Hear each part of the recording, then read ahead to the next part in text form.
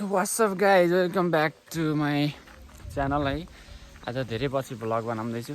गाउँतिर आएर नि अब त्यस्तै भयो, कन्टेन्ट त भेटिरहेको छ नि। त्यही पनि आज बादल भाइरमा चाहिँ तल सोता यहाँबाट लगभग लाग्छ होला 25-30 मिनट जति लाग्छ पुग्नु। हामी त्यहाँ घाँस काट्न जाँदैछौँ बादल भाइरमा।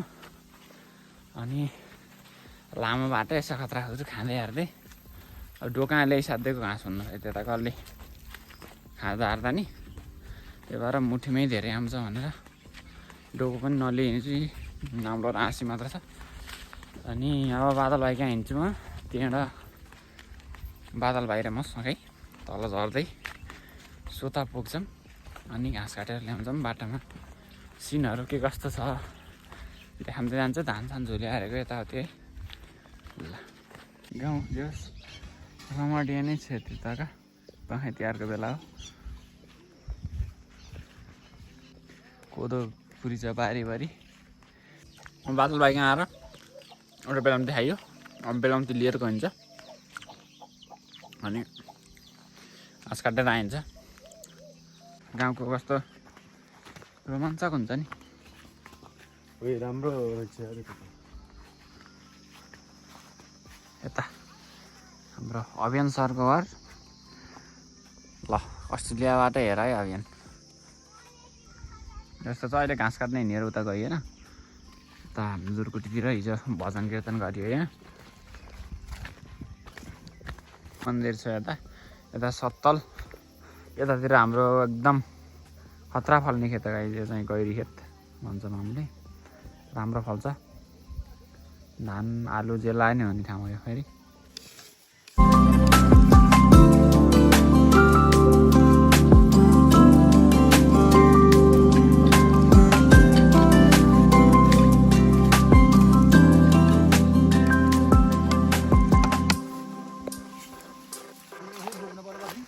बोक्नु न ठुला बार नि लिएर आउनु रहेछ।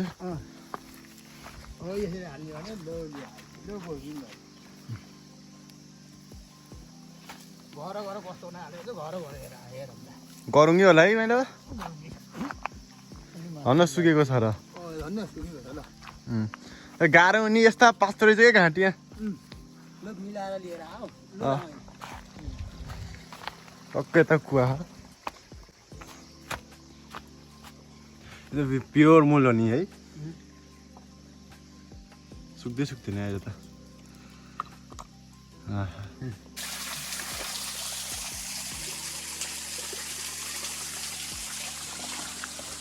पानी खाएर हामी हिँड्दैछौँ।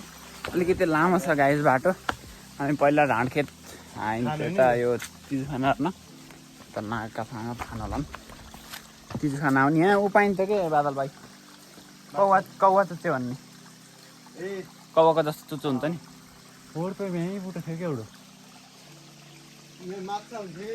म रचाउन देखाइदिन्छु गाई। तर अहिले त्यो सिजन होइन क्या त्यो फल्ने रहन्छ क्या। यहाँ कौवा चुच्चे पाइन्छ कि ठ्याक्क कौवाको जस्तो चुच्चो हुन्छ त्यसको। यति धेरै चौतारा छन् बाटामा भारी बिसाउनु पर्छ भनेर। कुन यो स्वामी लास्टै ठुलो रहेछ गाई चाहिँ स्वामी। यहाँ के रहेछ नि यार। चुलो छ क्या यहाँ। यहाँ झाँक्री झाँक्री के थान होला नि पकाएर होला नि। यस्तो छ यता धान फाँटो कस्तो राम्रो देखिन्छ है। अब आँखाले जस्तो क्यामेराले हान्न त क्यारी छ त्यही पनि राम्रै देखिन्छ है। पाक्दै रहेछ यताको धान पनि छिट्टो। कोही त पाकी चाहिँ यता बादल भाइ उता जेबिएलको स्पिकर र बेलाउन्ती सेलाउन्ती लिएर आइन्छ। यता यो चौतारो साह्रै किसिमको चौतारो रहेछ यो सर्लक्क परेको। ट्याक्क आरामदायी बर्फी पनि कस्तो दामी राम्ररी उम्रे क्या।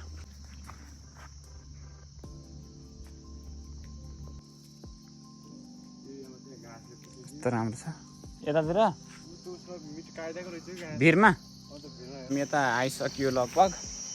अब बाबुबाजेका पालामा अब हजुरबाहरूका पालामा चाहिँ यहीँकै यो सबै यो फाँट एउटो घर बाँझो हुन्थेन। अहिले अब एउटा यहाँ 2-3टा गरेर यतातिर घर हुनेले अब यहाँ कसैलाई कमाउन दिएर अथवा त्यहाँ यतैकाले गरेर खाइछन्। यो यहाँ 2-4वटा घर छ नि त सरकारतिर। अलिकति तल अनि त्यहाँले गरेर खाइछन् त्यहाँ घरकाले नत्र यो फाँट जति सर्लक्क बाँझो छ फेरि यस्तो राम्रो फल्छ नि यहाँको अब धान गरुङ्गो हुन्छ बालो नै थोरै छोटो पर गरुङ्गो बालो यस्तो राम्रो फल्छ धान यो सुन सर फल्छ क्या धान पनि यहाँ चाहिँ अलि एउटा बाटोसम्म मोटर बाटोकोसम्म पहुँच भयो भने चाहिँ यति माथि बाँझो हुन्थेन मान्छेले गर्थे अलिकति टाढा भयो मान्छे अब गाममा युवा नि कोही पनि छैन अनि अब अहिले त्यस्तो टाढा आएर दुःख गर्ने पनि मान्छेको चलन हरायो बिस्तारै त्यही भएर यो सबै बाँझो हुँदै आयो टाढा त टाढै छ अलि ओह्रालै छ अलिकति आउनुपर्छ एउटा मोटर बाटोसम्म आइदियो भने चाहिँ मान्छेले अलिकति यो यत्रो विधि चाहिँ जोस् बाँझो हुन्थेन क्या अलिकति कम बाँझो हुन्छ घाँस पनि यस्तो छ अहिले अब जम्मै रोल नै रोल छ यहाँभरि अब घाँस कति लाने यो घाँस लान नि यति गरेर आउनुपर्छ यहाँ पसिना पसिना भएर उहाँदेखि त लाने अब मुलुकै छ उहाँ पुऱ्याउन पहिलाकाले क्याखेर होला नि अचम्मै लान्छ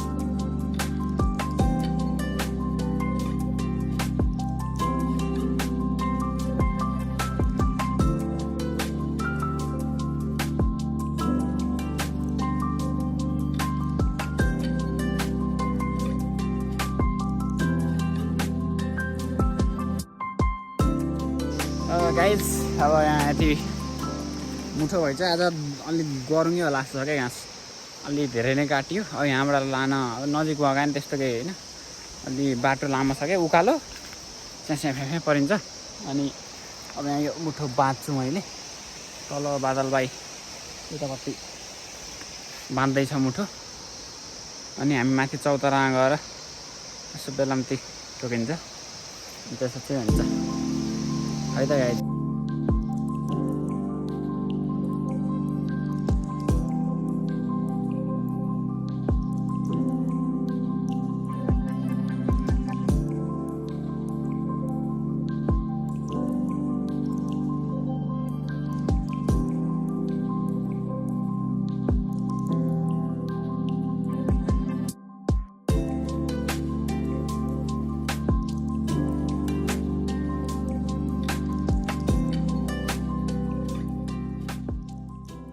भारी चर हो यतिको बादल भाइ नि बोकेर हिँड्यो अब हामी माथि चौतारामा गएर एकछिन बिसन्छौँ अनि जान्छौँ है त यति असी 2 दिनलाई त हुन्छ होला हान्जी त घाँस आडिलो घाँस हो यो पहिलो पालो खतरान परिछ क्या त चौतारातिर नि घाम आएर नि हामी हल्का ओजेलमा आएर बसेछौँ बादल भाइ नि छ म यहाँ बेलाम्ती खाँदैछु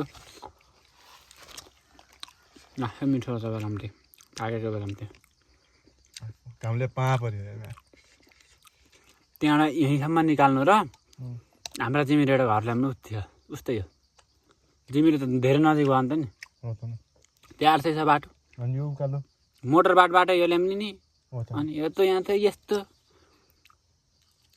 त्यसो छोडेका होइन के शिशिर मान्न पर्छ पहिलाकालाई त यार त्यो पहिलाकालाई त एउटा फोटो बाँझो राख्छ नि कति दकस मान्थे पहिला ल्याइदिन्छ यत्तिकै उनीहरूलाई बाँझो छोड्नु नि थिएन के को छोड्ने हो एउटा फोटो नि छोड्छ मिथे उल्टै शिशिर नपुएर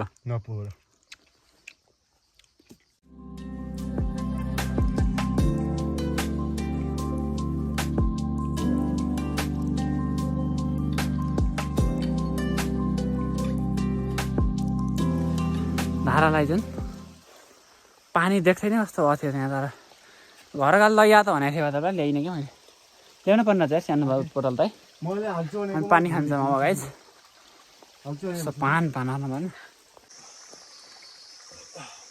चौतारामा भारी छन् गाइज यो फेरि आफ्नै चौतारा हो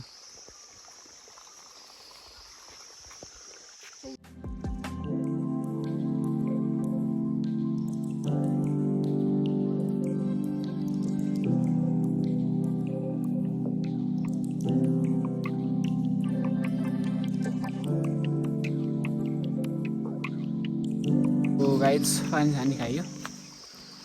तिर्खा राम्रो मेट्यो है, साह्रै खरो भएको थियो। त्यहाँ तल यसो खोलातिरको पानी देखेँ नि, यहाँ थियो एकदम त्यही पनि खाम्की जस्तो भएको थियो खराले।